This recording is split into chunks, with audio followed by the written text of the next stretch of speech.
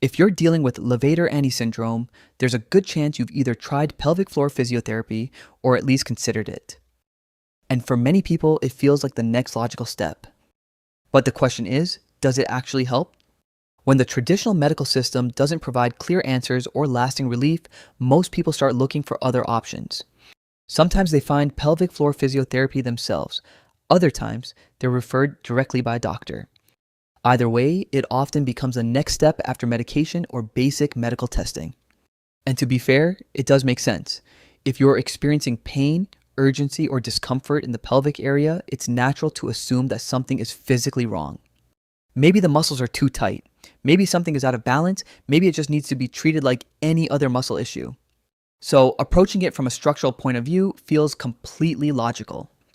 Pelvic floor physiotherapy typically focuses on the muscles in and around the pelvis.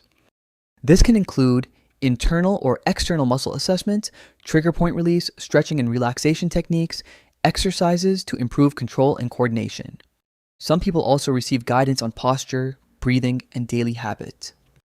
For some, this approach can provide relief, especially if muscle tension is a major factor. But here's where things get more complicated. A lot of people end up spending months or even years doing physiotherapy. They go to regular sessions, they follow the exercises, they put in the effort. And yet, the results are often limited or temporary.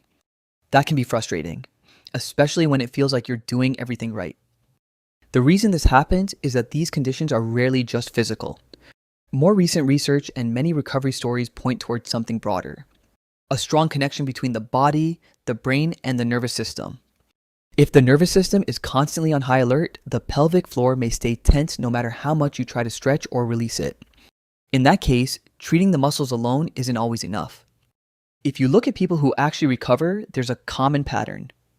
Many of them make psychological shifts, change how they respond to symptoms, work on reducing fear and anxiety, use mind-body approaches alongside physical work. Some still include stretching or physiotherapy, but it's rarely the only piece. So pelvic floor physiotherapy isn't necessarily the wrong approach. But for many people, it's just one part of a much bigger picture. If you only focus on the physical side, you might miss what's actually driving the symptoms.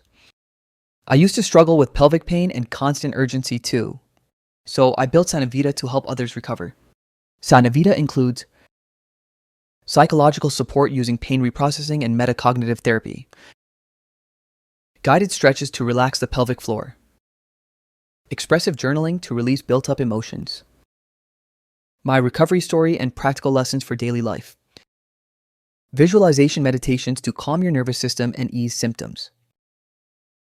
Track your symptoms, take assessments, and explore a full library of recovery resources.